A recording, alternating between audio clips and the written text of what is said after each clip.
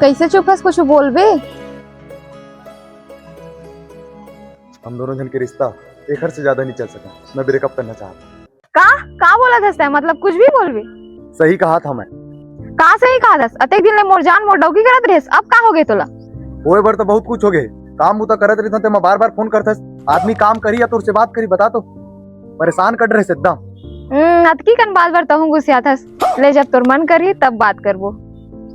नहीं मतलब नहीं, एक हर से ज्यादा तोला नहीं झेल सका मैं। है मोला ब्रेकअप ही करना है तो संग में। काबर नहीं झेल सकबे? तोर बोले बस से थोड़ी ब्रेकअप हो जी। हो गए ना बस, एक बार में समझ नहीं आता तोला। दिमाग खराब कर रहा था एकदम। मैं जावा था। अब देख तू। सोनू भाई हो गया यार जो होना रही। ओए सुन ना। कहा सुनी? एक बार में समझ नहीं आता तोला। ब्रेकअप हो गए थे ना। रोगा पहली बात ला सुन लेता है मोर। मैं तोर में वापस नहीं आया हूँ। तय जो मोर 300 रुपया लगा था ओला मांगे ला हूँ। तब पहली पैसा दे और अपन मुंह उल्टा रे मिल ले। अब तू क्या देख, तेरी औकात मैं दिखाता हूँ तुझे। 300 रुपये नहीं रखे। हाँ 100 रुपये हवा है, डिस्काउंट मिलेगा कुछ?